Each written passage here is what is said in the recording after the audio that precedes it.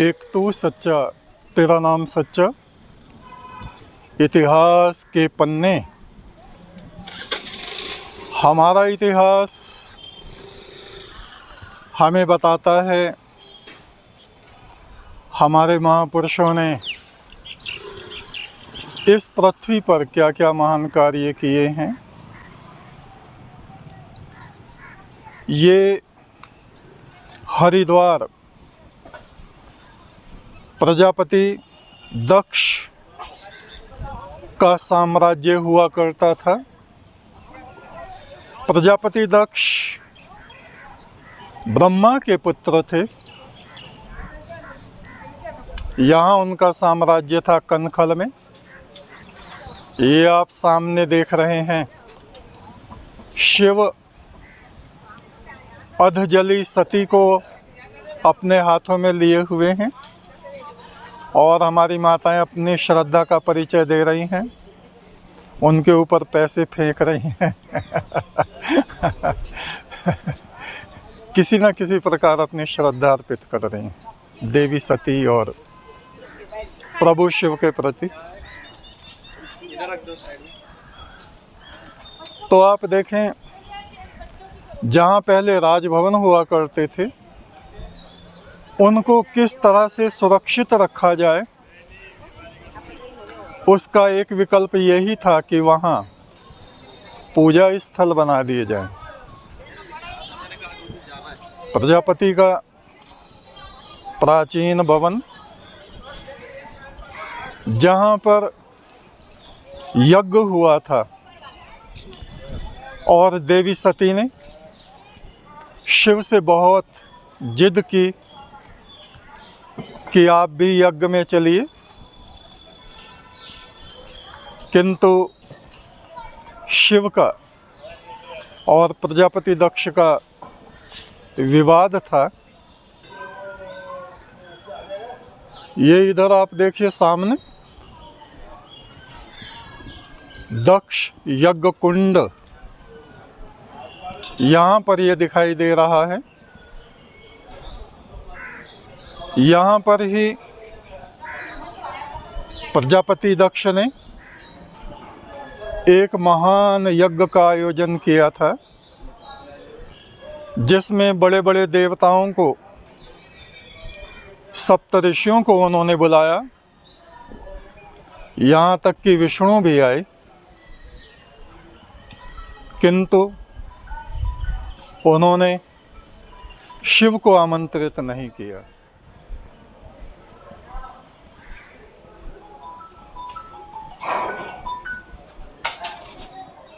ये कभी दक्ष प्रजापति का महल हुआ करता था,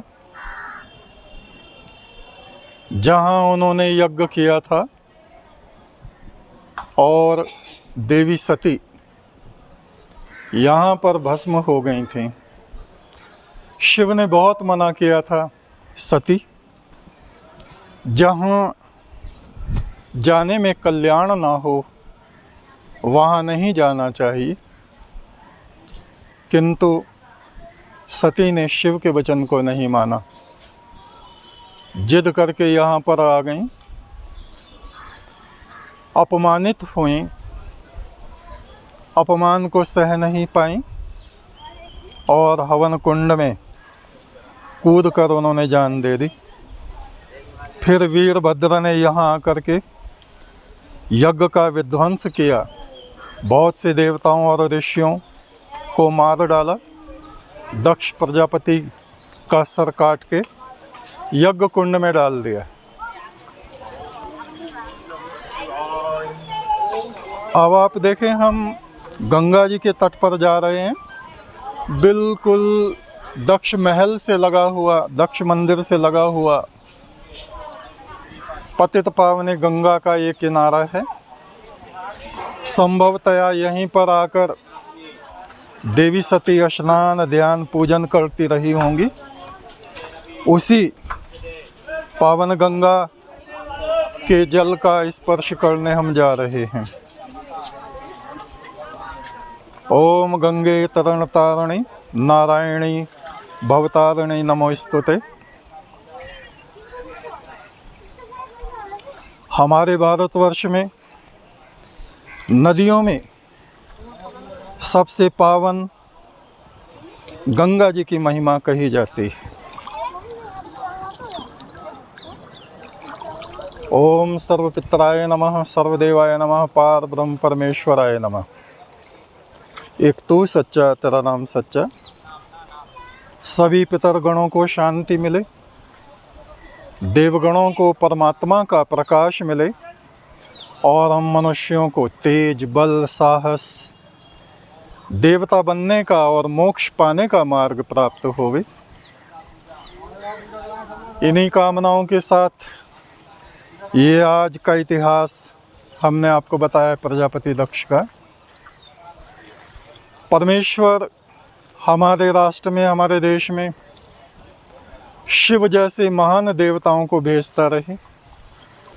हमारे राजा इस बात को समझें कि अहंकार करने से, सही बात को ना मानने से किस प्रकार से राजा स्वयं नष्ट हो जाता है और राज्य भी नष्ट हो जाते हैं।